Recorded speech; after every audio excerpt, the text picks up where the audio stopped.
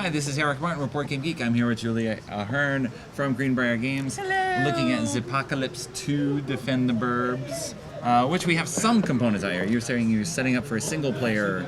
Right. So I set up situation. for one player just to give a sample because it plays up to 5 players, and that's a lot of stuff. That's right. It's not quite fitting on our table Correct. at the moment here.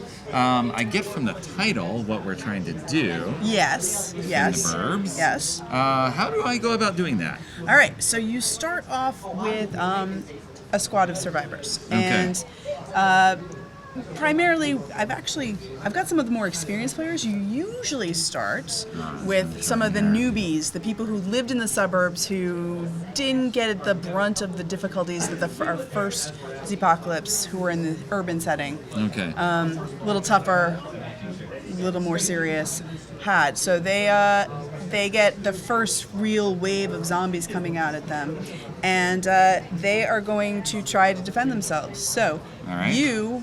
Your job is to be the commander of your own little squad, Okay. as is everybody. So you're going to allot your survivors to different tasks. Okay. So perhaps the young lady is going to guard your base. Okay. So I just set them out on the board. You would have a tab, and it would go out, and I didn't have that.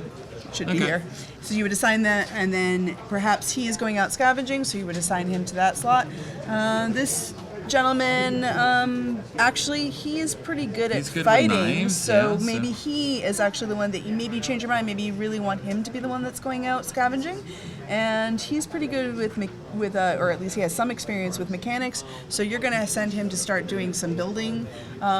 Either defenses, or maybe you're doing something to improve your quality of life, Okay. type of thing, as it Yes.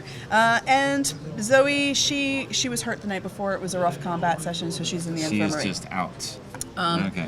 Everybody does that. You assign a lot which each of your survivors are going to do, and then it resolves. So while it is not a full co-op game, it behooves you to work together, because if you're out scavenging and you're not helping each other out, you're not going to find that much Right. stuff. Ideally, and you we do. could partner up and find stuff, and then we'll figure Right. out how to divide it up later. Exactly. Well, and that's where it Okay. gets semi-co-op. Yeah, okay. So, for example, the first chapter is to get all the components and get the truck up and running. Okay. So, if you get, you need some scrap, you're going to need some parts. You might find something like ammo and wood, and you might put them towards something else. If you're working co-op, maybe you make a community pool of those. If you're not, you're going to take turns and decide who's holding it, and you're holding it, and maybe you're negotiating. If you're Okay. playing much more PvP, you're holding on and hoping that you're the one that gets to the truck first. You get it up and running, and you don't fix the flatbed so that no other survivors can make it onto it, and you honk your horn on the way out to really draw in the zombies during That's combat. right. See ya, suckers. So it There has you a go. range of how well you're going to work together, Okay. or not. So there's 4 chapters. Each one has a different objective, which changes the flavor of the game, of what you're going to do. Okay. Whether you work co-op or PvP mitigates what happens in the choices of those objectives, the Okay. win-fail things that happen. And then, of course, also, while you're out, things can happen to you during combat, which is so day phase, that's what's happening. Night phase is combat, which is a much more straightforward move, attack, move, attack. Okay. If you get hit, a critical hit, there's a variety of wounds. Okay. Hey, let's show off some wounds here. So it could be physical, it could be psychological. Who knows? Maybe you are now traumatized at this point. You are haunted. Okay. However, you can also level up and get some pretty cool things. Some of them are learned abilities. Some of them are mutations, because it is a biohazard, radioactive wasteland full of zombies at this point that you're Right. running around in. So maybe you mutate, and now you have night vision, naturally. Okay.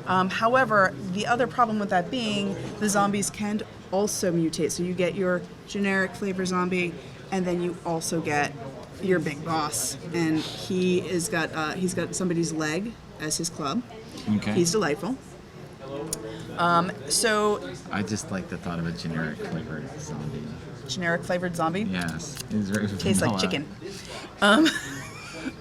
So, as an overview, that's the basic parts of the game. You day phase, night phase, and then it's as many as it takes to either get the objective or hit the tipping point where you have too many zombies and you're overrun.